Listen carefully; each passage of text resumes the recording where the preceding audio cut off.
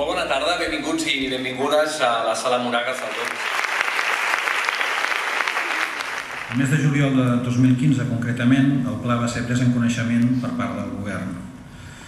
Aquest acte, doncs, té com a objectiu el de donar a conèixer la feina que es va fer durant la vigència del Pla Nacional de Valors i la seva aplicabilitat o coincidència en l'administració de la Generalitat de Catalunya. Ho sabem perquè ja hem inspirat algunes obres del govern. Hereu de totes les tradicions humanistes, hereu de la mística i de l'ecologia, hereu de tots els coneixements que hem estat capaços de desenvolupar fins avui, ens permeten mirar amb el cor obert. Això per fer unes accions o per dissenyar unes accions que portin tota aquesta essència. Tot això des de l'experiència, des de la vivència, des de la responsabilitat personal i col·lectiva, on la creativitat, la intuïció i la fluïdesa han de ser els marcs per poder-ho fer possible. Jo vull destacar quizás aquesta frase que per mi em fa pensar molt. Jo com a metge de capçalera, com a metge de família, a mi m'han educat i m'han ensenyat molt sobre la malaltia.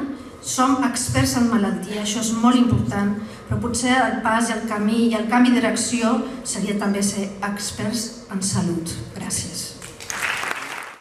Per això la nostra proposta és inspirar i dissenyar cursos de formació segons un projecte d'educació holística que tingui com a eix la persona de l'alumne i que desenvolupi una educació multidimensional, transdisciplinar i sistèmica.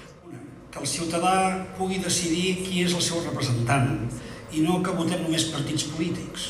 És a dir, que no que tot quedi aixoplugat dintre d'unes sigles d'un partit i que tot passi per la cultura, a vegades tirania dels partits.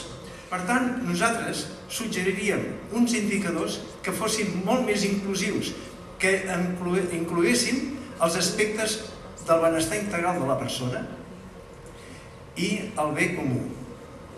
Perquè moltes empreses, massa empreses, han plegat no perquè no fossin viables, sinó perquè no tenien crèdit. Un sistema de crèdit mutu que hagués donat suport, que aquestes empreses s'haguessin pogut donar suport les unes a les altres, això no hauria passat. Perquè resulta que no veiem la realitat tal com és, sinó que veiem la realitat tal com som. Però l'experiència sense consciència torna a ser un viatge a la deriva. En una llavor no veiem l'arbre, i tanmateix que hi ha en la llavor sinó l'arbre. És la constitució de la casa de l'ésser. Aquesta jornada. A mi com a excoordinador del pla em fa una especial il·lusió i emoció estar aquí avui aquesta tarda. La política que impulsem des de la Direcció General de Serveis Penitenciaris, des del Departament de Justícia, diríem que està en plena sintonia amb les propostes del pla.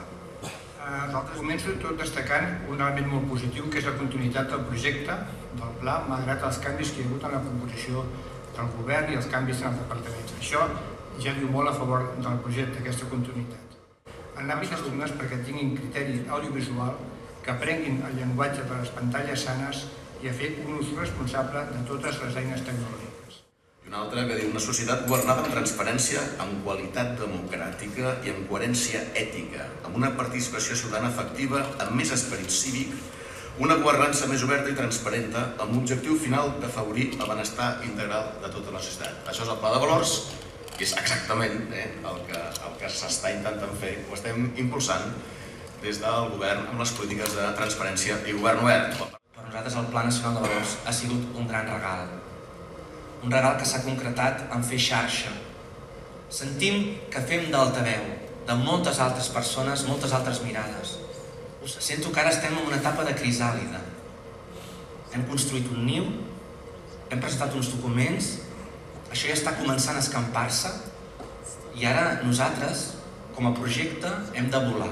Hem ideat aquest projecte, aquesta plataforma que es diu País Conscient. L'últim punt, des de País Conscient, des de tota la humilitat possible, ens posem a disposició del govern i la resta de la societat per allò que creieu que pot fer falta.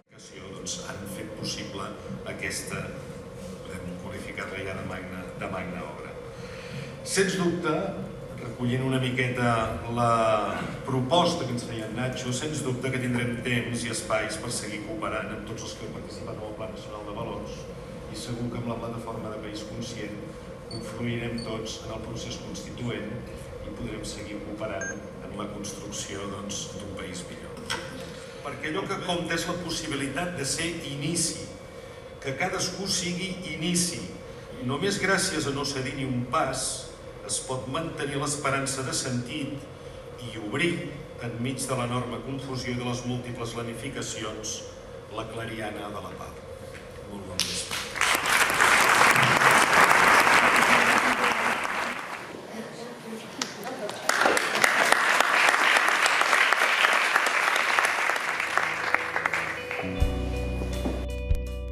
Vull un país conscient.